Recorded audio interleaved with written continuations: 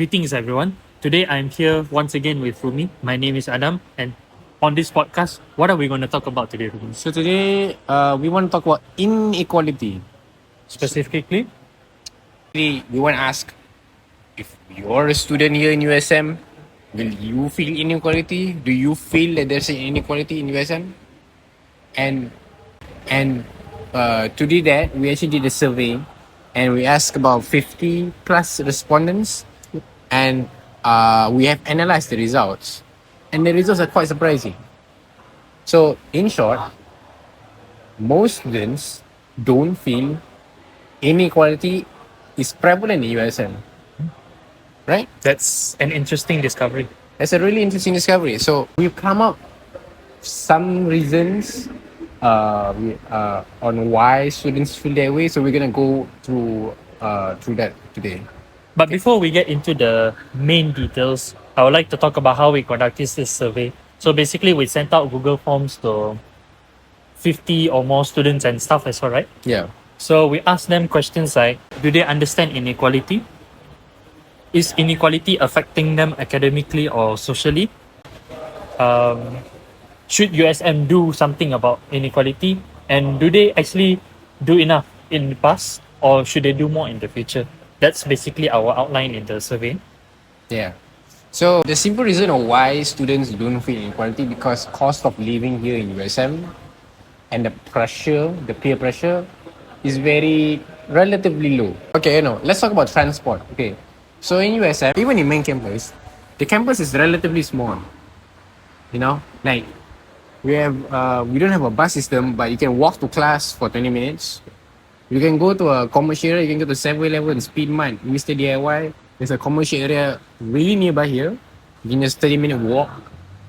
And let's say you want to buy a car, right? A car in Malaysia, if you just want to get from point A to point B, it's relatively cheap. You can get a car for like 5,000 ringgit, mudah.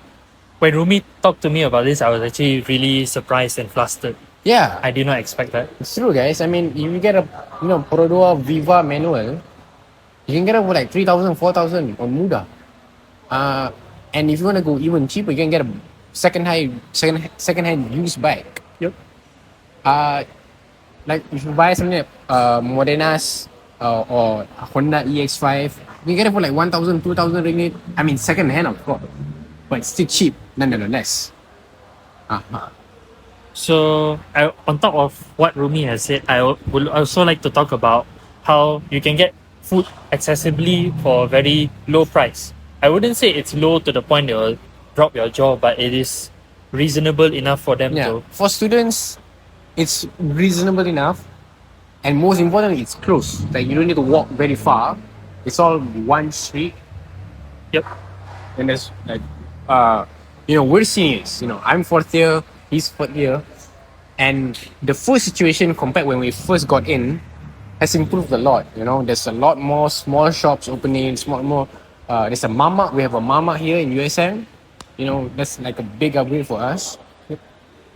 So this is the food. Like I personally, I used to go out every day, but nowadays I just eat here. How about you? Same here as well. Although there is actually one thing that really surprised me about the food here is that you can actually get relatively healthy options. So you can spend not too much on food while also keeping a reasonably good health. Yeah. state. So on the top of my head, right, you can get coconut shake, you can get fruits, you can get fruits, you can get nasi kandar, you can get wonton mee.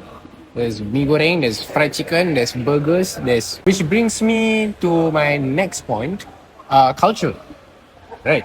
This is one of the great things in USM is that I think because most of the families here they come from modest backgrounds, so we share a lot here. And the thing is, sharing university significantly reduce your living costs.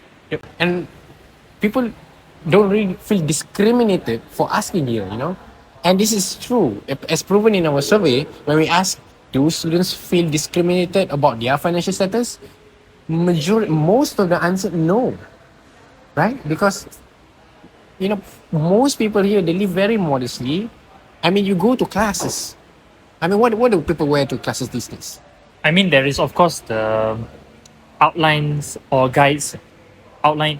There are guides outlined by USM about what we're supposed to wear, but they don't have to be expensive or fancy clothes to the Yeah. point, and nobody's judging for just wearing casually or like old clothes. Yeah, like look at what me and Adam is wearing. I'm wearing a round collar and he's wearing a polo. And this is pretty much how we go to class every day. You know, this is a free shirt I got from my sister. And where you get from this shirt? I got it from a thrift shop. Yeah, this guy got it from a thrift shop, guys. And nobody bats an eye for wearing like this. And this is a good thing about culture. We don't judge people based on their clothes. So students are not pressured into buying this branded clothing. Although we have so far we have talked about all these initiatives, but let's focus on what USM themselves have actually done, because Yes. it is one of their policies to take care of the students' welfare. Yeah. So one of the things that USM has done is that they encourage entrepreneurship. You know, they encourage opening a barber shop here. They encourage students opening their own small shops here. There's an Arabic restaurant here, I think. A small Arabic shop here. And also they have programs like Zakat, USM Zakat. And then what else do they have here?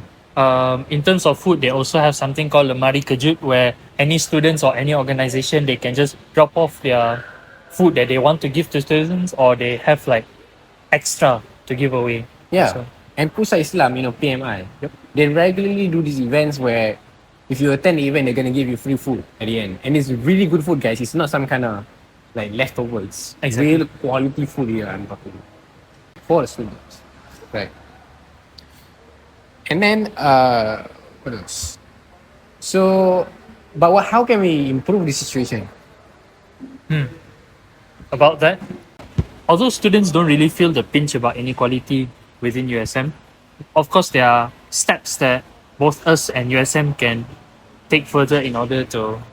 And one of the things that we as students can do is one is don't stigmatize, you know, continue this culture of not judging people from who they are, you know, help out whenever you can. There is one action that both USM and students themselves can take, and which is education and spread awareness, basically.